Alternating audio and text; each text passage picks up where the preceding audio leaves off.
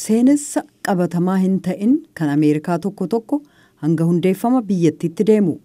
Akkuma isa yeroo ijoollummaa jechuun umrii isaanii waggaa 6 ta'aniitu jiranii pirezidaantiin Ameerikaa jalqabaa Joorji Waashingtan soba dubbachuu waan hin dandeenyeef waa'ee muka cheerii jedhamu kan abbaa isaanii muruudhaaf qottoo fudhatan boodarra dhugaa dubbachuuf dirqamatti ta'e abbaa isaaniitti dhugaa jiru himan jechuufa. Sobni mul'ataa ta'eef akka waan gaarii ta'etti himame hedduudha jedhu Yuunivarsiitii Piriinstanitti Piroofeesara seenaa akka ta'an Keevin Kruuz. Kruuz akka jedhanitti miidhaan inni dhugaa ka dhufu soba yookaan seenessi qabatamaan ta'in imaammata mootummaa Yuunaayitid Isteetsi irratti dhiibbaa ka geessisu yoo ta'e qofa.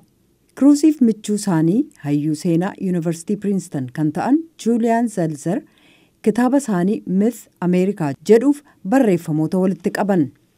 Seenaa walitti qabame kana keessatti barreessitoonni seenaa irra caalaa yaada madaalawaa qaban 20 kan hirmaatan yoo ta'u, kanneen safuutti cichan kan isaan seenaa dabsan ittiin jedhan dhimmoota ijoo kan akka nageenya daangaa, hanna filannoo laalchisee geggeessamu, gara jabummaa poolisiif ajjeechaa poolisii Joorji Flooyid kan bara 2020 taansee mormitoota mirga siiviliif deebii kenname irratti fuulleffatan.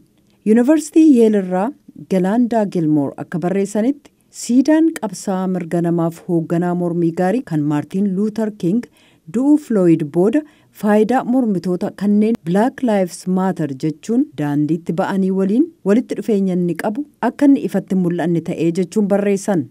Hoogganaan qabsoo mirga namaa Maartiin Luuter King sirna kaapitaalizimiif sirna waraanaa balaaleffachuun isaanii baay'ee kan nama quuqu ta'ee ture jedhu Kruuz. King falmiif walxaxiinsa sana hundarraa adda bahanii akkaataa nama hin mufachiifnetti akka salphaatti dubbachuudhaan eeyyee loogiin sanyii gaarii miti namni hunduus irratti waliigalaa jedhan. Namootaan mormii lubbuu dhaloota gurraachaaf ni dhimmina yookaan Black Lives Matter jedhu keessatti hirmaatan akka Maartiin Luuter King dhabuu isaaniitiin qeeqamaa jiru. Dhugaa dubbachuuf garuu waan King wajjin wal isaan fakkeessu hedduu qabu.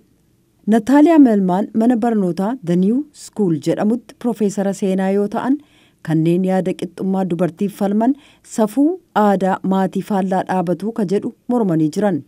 Kruuziif michoonni isaanii deebii kennaa jiraachuu isaanii ibsuudhaan qeeqa akkasii mormaniiru. Kitaabni isaan barreessan kanneen safuutti cichan hangi tokko xiinxalaawwan seenessa qabatamaa hin taane kan warreen gara bitaa leellisaniin barreeffame jechuudhaan barreeffama hayyoota kanaa qeeqaniiru. Barreeffamni gaazexaa Naashinaal Riiviyuu jedhu irratti barreeffame tokko akka jedhutti kitaabonni kun seenessuu qabatamaa hin taane yookaan sheekoo kamiyyuu of keessaa hin qabu. Kan waaltaa American for Economic Research jedhu barreessan Mikaa'el Doomaa kan hayyoonni seenaa yeroo hedduu irratti waliin galle seenaan walitti aansee irratti mari'atamuu kan qabudha jedhan. Yeroo ammaa kan nuti jiraannu qaama lachuu waliin tokkummaa uumuudhaan yeroo yaada walitti jirru ta'uu hubanneerraa jedhu hayyoonni seenaa.